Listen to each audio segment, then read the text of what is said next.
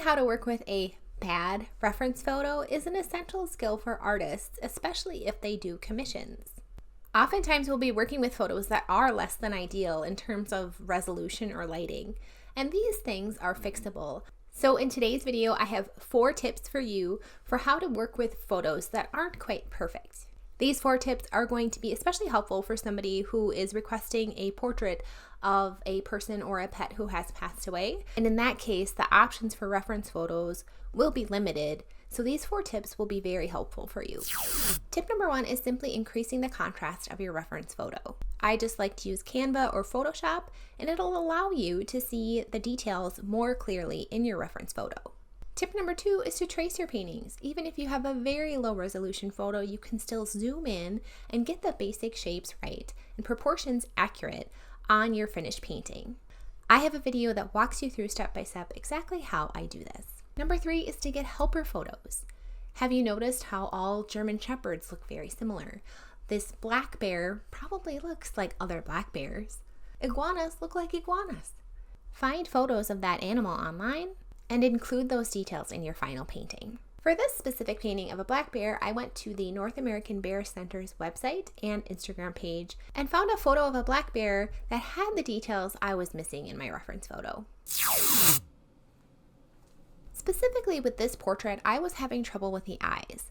My reference photo was so very low resolution, I was having a hard time distinguishing where the eyelid ended and the eye began, and where the iris was and the reflections were. And so what I actually did is I looked at a previous painting that I had done of a portrait where the dog had a similar eye expression as this black bear does.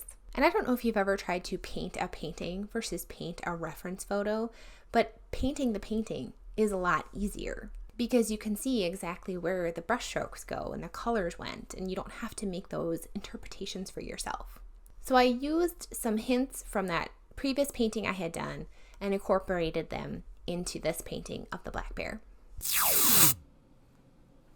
Over my career as a pet portrait artist, I've learned that the most important feature of a photo, the thing you cannot change, is the expression of your subject. So I would even take a lower resolution photo over a higher one if I liked the expression better. When we're painting portraits, it's all about the feeling that that portrait creates. It's all about the connection that's made between the viewer and the portrait. So choosing an expressive photo is key. Before I end this video, I just want to give you a couple more little hints about choosing reference photos and painting dramatic and expressive paintings. Over the years, I've had a lot of requests for, can you include this prop, or can you include this complex background? Can you paint multiple subjects? Or can you paint the whole body instead of just the head and neck? And I have painted paintings listening to all these requests. And while they turn out, they are usually just not very expressive. They're not very interesting.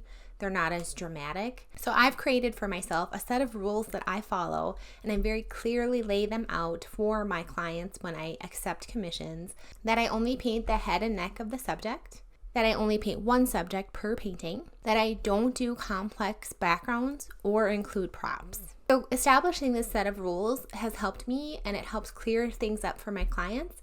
And sometimes they'll choose, hey, this probably isn't the right pet portrait artist for me.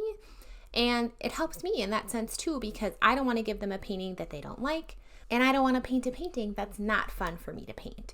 Now when I get commissions, I am super excited because the clients just let me do my thing. They love my style. They understand the rules of the commission, and I get to do what I'm really good at, what I'm really comfortable with, and what I'm really excited about. And I'm working with clients that will oftentimes give me multiple photos and let me choose the one I think would work best for a portrait. And that's my favorite.